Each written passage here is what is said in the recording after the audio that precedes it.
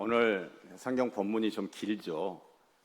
그래서 다 읽지 않고 중간 부분 쪽으로만 우리가 낭독을 했는데요. 다윗이 이제 반란을 진압했고, 그리고 이스라엘 백성들 또 유다 지파가 왕이여 이제 예루살렘으로 돌아오세요라고 하기까지 이런저런 절차를 밟았잖아요. 그래서 이제 요단강 동편에서 요단강을 건너 예루살렘의 왕의 자리로 이제 돌아가는 일만 남았습니다. 자, 그런데 요단강을 건너기 전, 왕의 자리로 돌아가기 전에 세 사람과의 만남과 관계 이야기를 성경에 좀 길게 기록을 해놨어요.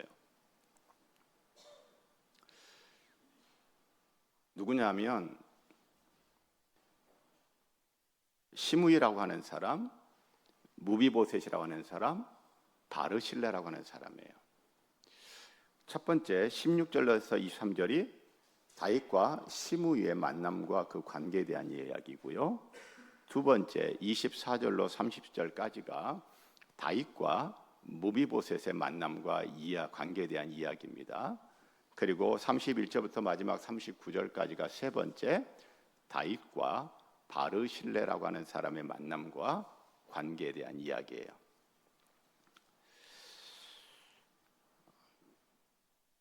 저는 그런 질문을 던지게 되었죠. 이제 모든 것이 다 준비되어졌습니다. 왕으로 돌아와 달라고 백성들이 다 같이 한 목소리 이야기를 합니다. 유다 지파가 왕으로 귀환하는 다윗을 맞이하기 위해 요단강 동편 길갈에 와 있습니다. 그런데 그 요단강을 건너 왕의 자리로 가기 전에 이렇게 길게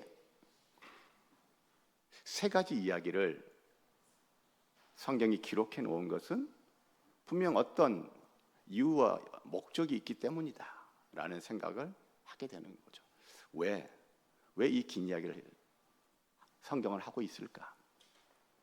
그래서 오늘 설교 제목을 요단강을 건너는 다윗의 에피소드라고 설교 제목을 잡아봤고요. 에피소드가 총 몇 개예요? 3개입니다. 저는 본문으로 묵상하면서 두 가지 단어가 떠올랐습니다. 한번 따라서 해보시겠어요? 자리와 품격. 자리는 직분이나 위치를 의미하는 거고요. 품격은 그 자리에 어울리는 인격과 삶의 태도를 의미하죠. 다윗이 요단강을 건너 예루살렘 왕궁의 왕의 자리로 돌아가게 되는데, 왕의 자리로 돌아가는 다윗, 그 다윗이 오늘 이 세 사람과의 만남과 관계를 통해서 왕의 자리에 어울리는 품격을 보여주고 있습니다. 여러분, 가정에 보면 가장이 있잖아요. 그 가정에서 가장에 어울리는 가장의 품격이 있어야 하지 않겠습니까? 일터에서는 팀장이다, 부장이다, 사장이다 라고 한다면 그 팀장의 자리에 어울리는 팀장의 품격이 있어야 되지 않겠습니까? 교회에서 목사라고 한다면 목사의 자리에 어울리는 목사의 품격이 있어야 되지 않겠습니까? 그래도 앞에 두 개는 아멘 소리 하나도 없었는데, 그래도 조그맣게 목사는 품격이 있어야 돼 라는 성도도 있으시네요. 그래도 몇 분 안 계셔가지고 제가 품격이 좀 떨어져도 괜찮을 것 같습니다. 여러분 어떠세요? 목사가 목사의 자리에 어울리는 목사의 품격이 있어야 되겠습니까?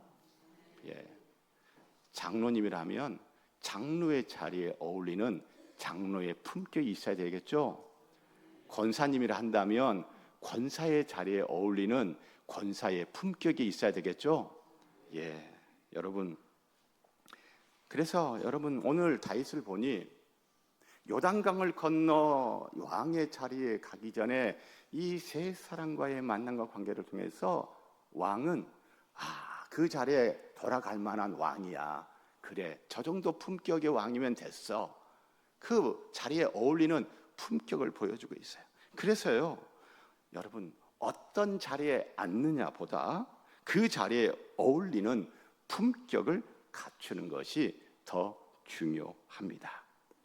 어떤 직분을 받느냐 보다 그 직분에 어울리는 품격을 갖추는 것이 더 중요합니다. 제가 사랑하는 성도 여러분, 가장이면 품격 있는 가장, 남편이면 품격 있는 남편. 아멘이 전혀 없어요. 뭐 남편이 품격 없이 행해도 이제 뭐라 하지 마세요.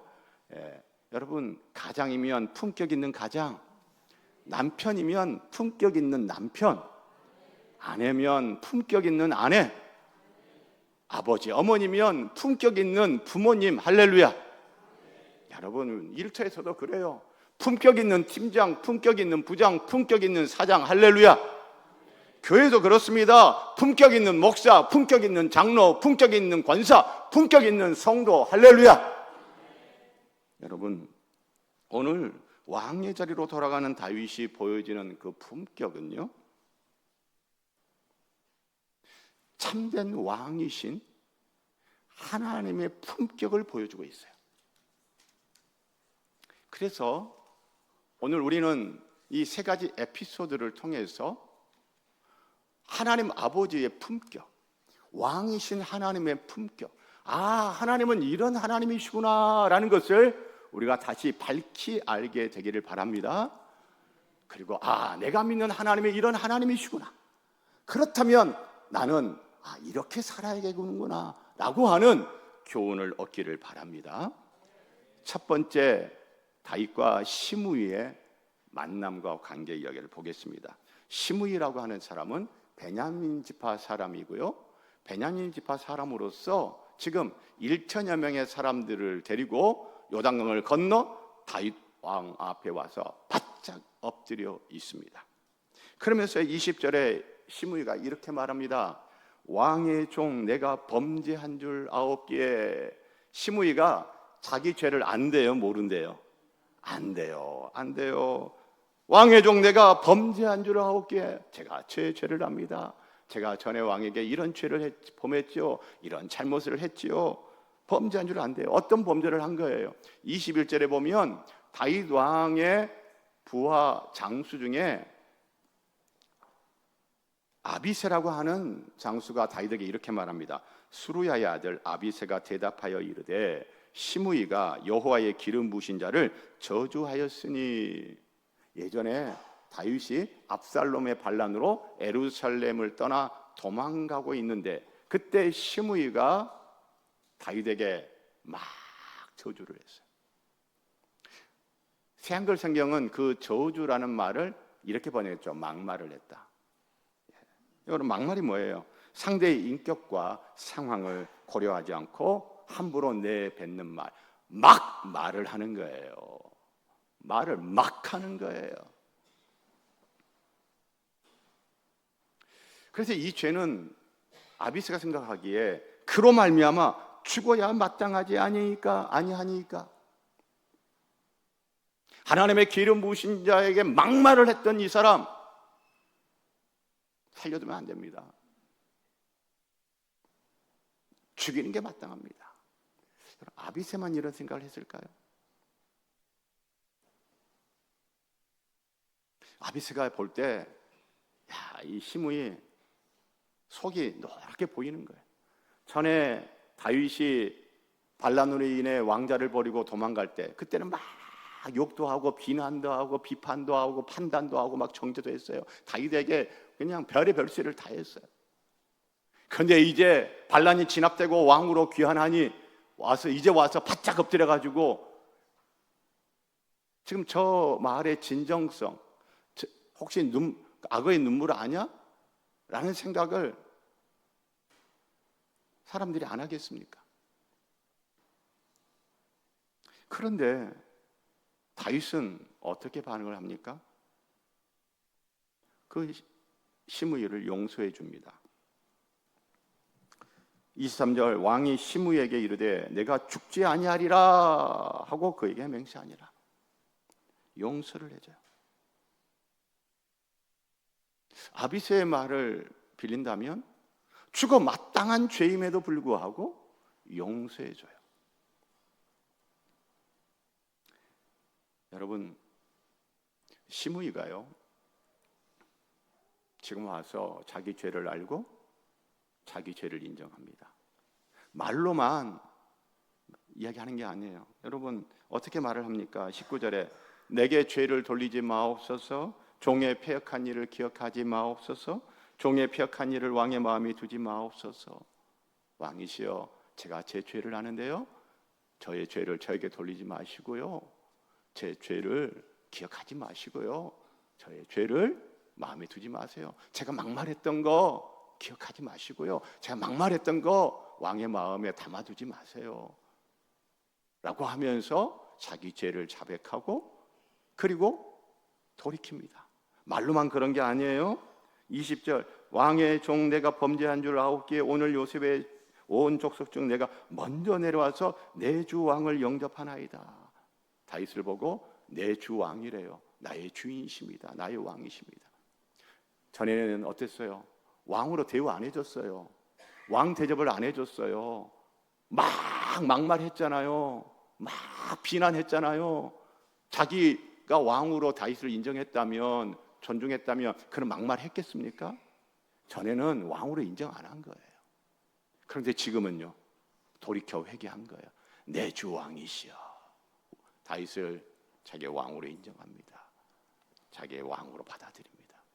여러분, 이렇게 자기 죄를 알고 자기 죄를 자백하고 그리고 말로만이 아니라 실제 삶의 변화, 돌이킴의 변화도 있어요.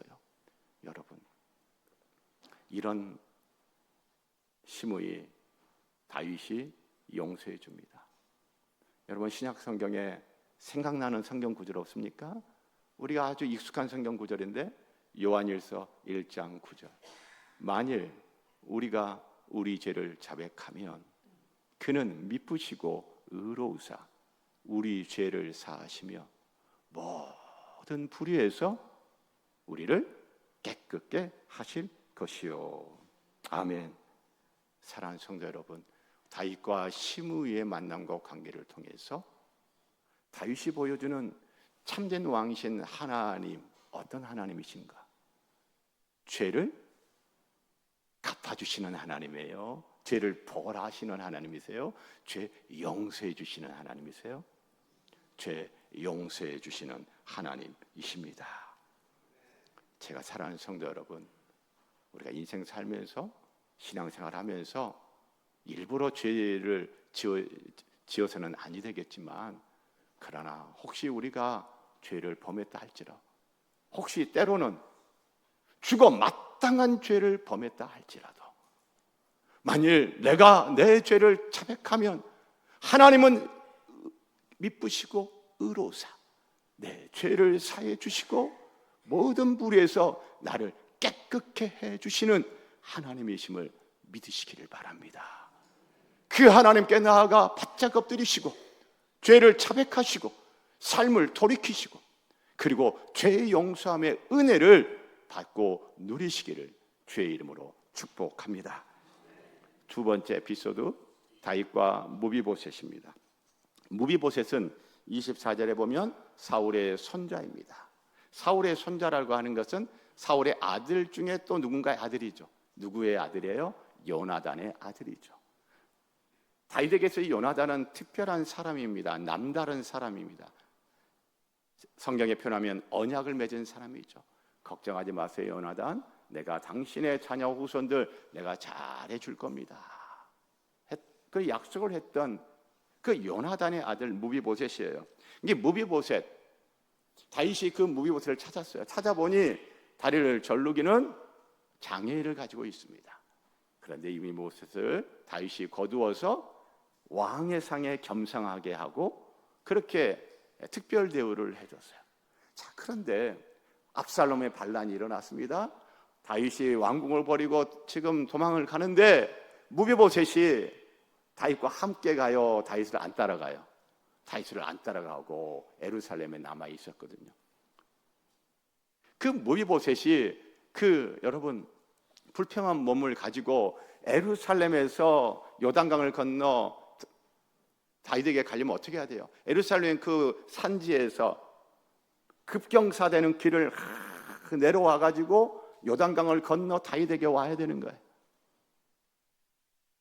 그래 와 가지고 무비보셋이 이야기를 합니다. 그러니까 다윗이 질문을 던지죠. 25절에 네가 어찌하여 나와 함께 가지 아니했냐? 그때 압살롬 반란 때 왜 너 나랑 같이 안 하고 예루살렘에 남았어? 다윗 입장에서는 서운한 거예요. 내가 그렇게 잘해줬는데 배신감도 있는 거예요. 그런데 무비보셋이 다윗에게 이렇게 이야기를 합니다. 26절 끝에 27절에 보면 내 종이, 무비보셋의 종이 누구예요? 시바라가 하는 종이, 내 종이 나를 속이고 종인 나를 내 주와 함께 모함하였나이다.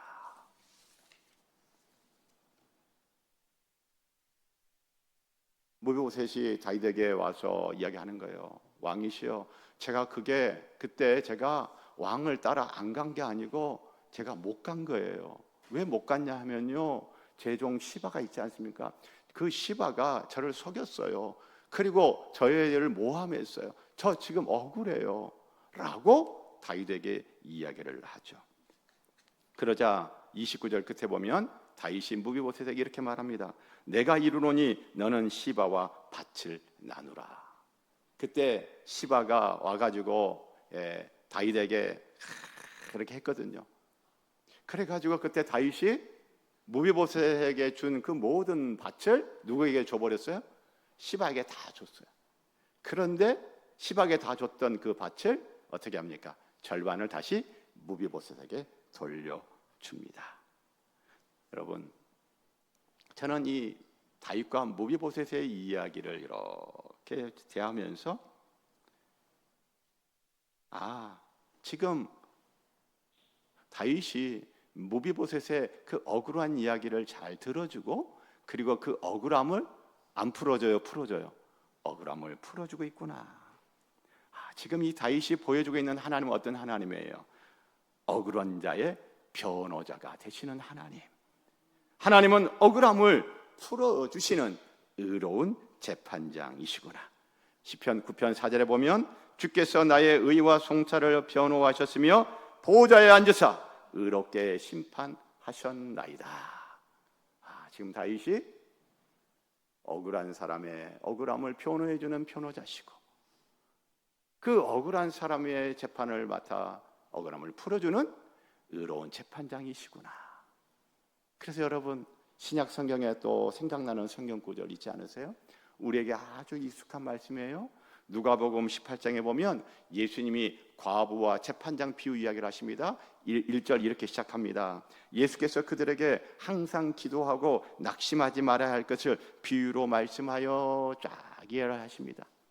한 과부가 있습니다. 억울한 일이 있어요. 그런데 그 억울함을 풀어야 되는데, 그래서 재판장에게 계속 찾아가서 탄원을 하는 거예요. 그 이야기를 통해서 6절에서 8절 주님이 이렇게 말씀하십니다. 주께서 또 이르시되 불의한 재판장이 말한 것을 들으라. 하물며 하나님께서 그 밤낮 부르짖는 택하신 자들의 오난을 풀어주지 아니하시겠느냐? 그들에게 오래 참으시겠느냐? 내가 너희에게 이르노니 속히 그 오난을 풀어주시리라. 그러나 인자가 올 때에 세상에서 믿음을 보겠느냐 하시니라. 사랑하는 성도 여러분, 하나님은요, 억울함을 귀담아 잘 들어주시는 하나님이십니다. 하나님은 그 억울함을 풀어주시는 의로운 재판장이십니다.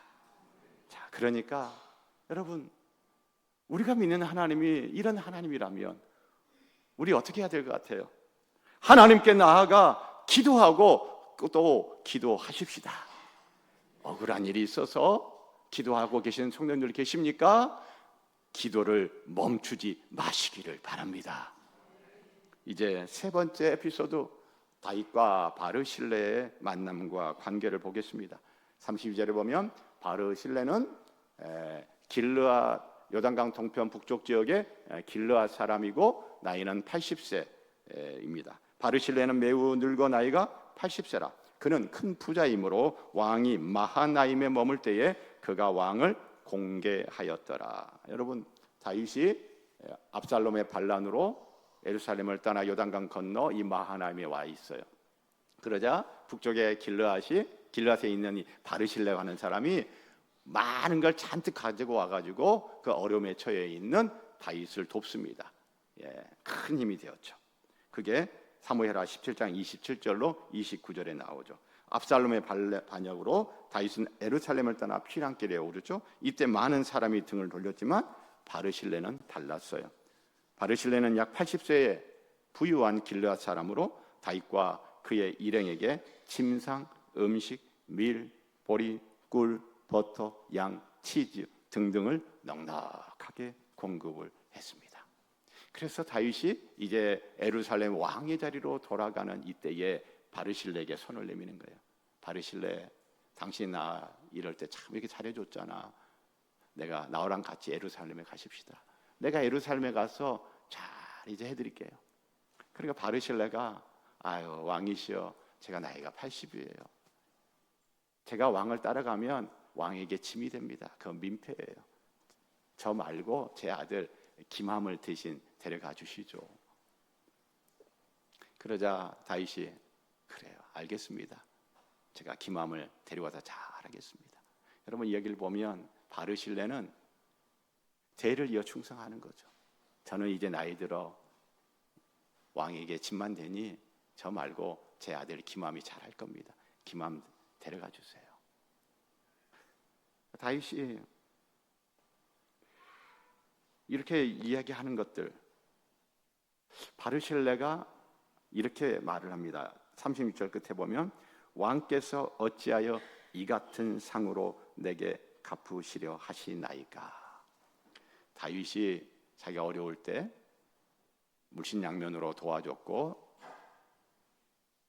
함께했던 이 바르실레에게 뭘 베풀려고 그래요? 상을 베풀려고 하잖아요. 다윗은요, 이후에 죽기 전에 자기의 왕이 그 왕 후계자 솔로몬에게 부탁하는 것 중에 이런 부탁을 합니다. 열왕기상 2장 7절에 보면 길르앗 사람 바르실레의 아들들에게 은총을 베풀어 내 상에서 먹는 자 가운데 있게 하라. 다윗은 죽을 때까지 바르실레의 이 은혜를 잊어요, 안 잊어요? 안 잊어요. 그리고는 그 바르실레의 아들들에게 무엇을 베풀라고 아들 솔로몬 왕에게 부탁합니까? 은혜를 베풀어라고. 왜? 바르실레 나한테 이렇게 잘했어. 내가 힘들 때 이렇게 도와줬어. 다윗은요, 상으로 갚아줘요. 상으로 갚아줘요. 이 다윗이 보여주는 하나님은 어떤 하나님이세요? 상으로 갚아주시는 하나님이십니다. 여러분, 이제 또 신약 성경에 생각나는 성경 구절 혹시 있으신가요?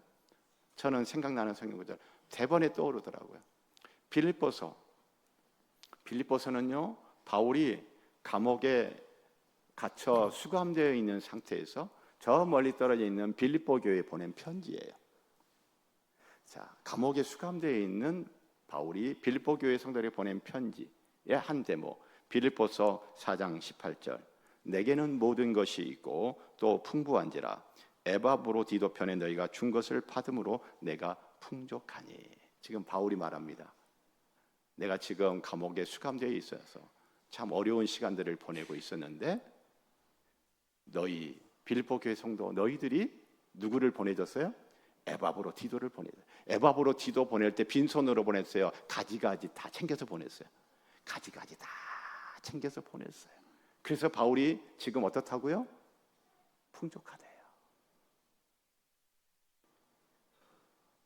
이것에 대해서 바울은 이렇게 말합니다.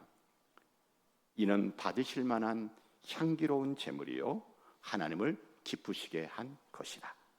그리고 19절 바울이 이렇게 말합니다. 나의 하나님이 그리스도 예수 안에서 영광 가운데 그 풍성한 대로 너희 쓸 것을 채우시리라.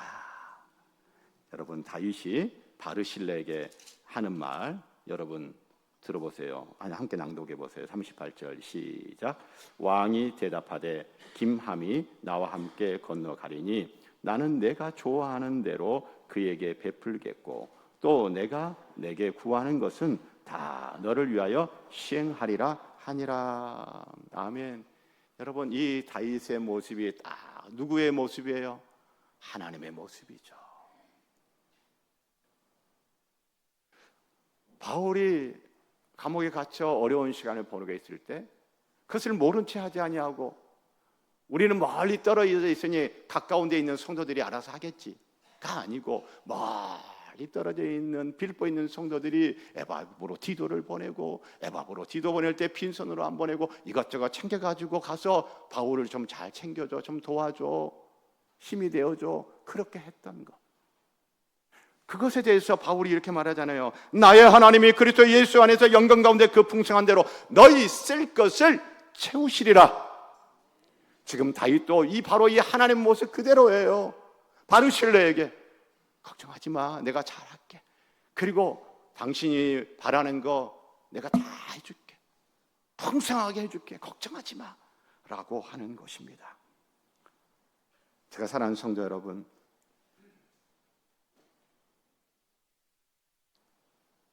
하나님은요 상으로 갚아주시는 하나님이십니다. 이 하나님을 믿는 성도는 그럼 어떻게 살아요? 마음이 담긴 물질로 섬기는 겁니다. 크든 작든 많든 적든 마음이 담긴 물질로 섬기는 거예요. 하나님께서 상으로 갚아주실 것입니다. 오늘 말씀을 기억하면서 우리 같이 찬양을 하십시다. 여러분, 우리는 부족하고 연약해요. 그래서 어려움이 있죠. 그러나 오늘 세 가지 에피소드를 통해서 다윗이 왕이신 하나님의 품격을 보여주고 있죠. 왕이신 하나님이 어떤 하나님인가를 우리에게 보여주고 있죠. 그 하나님은요 완전하신 하나님이십니다. 혹시 죽어 마땅한 죄를 지었어도 죄를 인정하고 자백하고 삶을 돌이켜 회개하면 하나님은 용서해 주시는 하나님이십니다. 우리가 억울한 일을 당해서 그 억울한 일 가지고 하나님 앞에 나와 토로하고 탄원하면 귀담아 잘 들어주시고 그 억울함을 풀어주시는 의로운 재판장이십니다. 그리고 내가 마음이 담긴 물질로 섬겼을 때 크든 작든 많든 적든 하나님은 상으로 갚아주시는 하나님이십니다. 완전하신 하나님, 우리 함께 찬양하십시다. 주여 우린 연약합니다.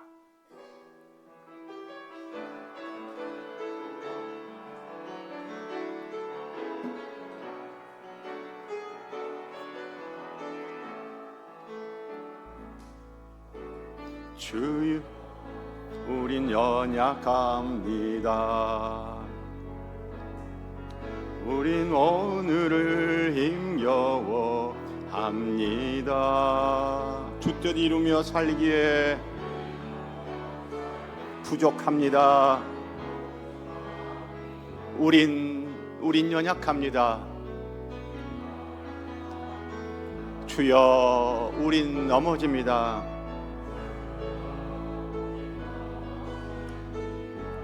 오늘 하루 또 실수합니다. 주의 긍휼을 구하는 죄인입니다. 우린 주만 바라봅니다.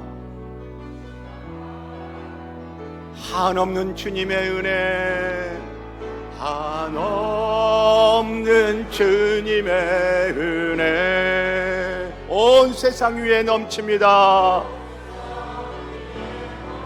아멘. 가릴 수 없는 주 영광, 온 땅 위에 충만합니다.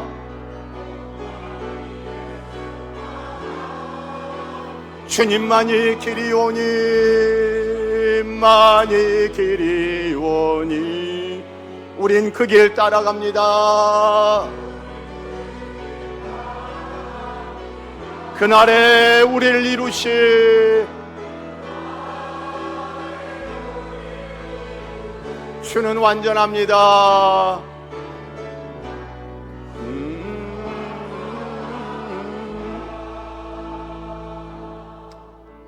하나님 아버지, 나는 연약해도 주는 완전하십니다. 나는 부족해도 주는 완전하십니다. 우린 넘어져도 주는 완전하십니다. 나는 실수해도 주는 완전하십니다. 나는 부족해도 주는 완전하십니다. 이 하나님을 믿고 신뢰하며 또 한 발을 내딛겠습니다. 예수님의 이름으로 기도합니다. 아멘.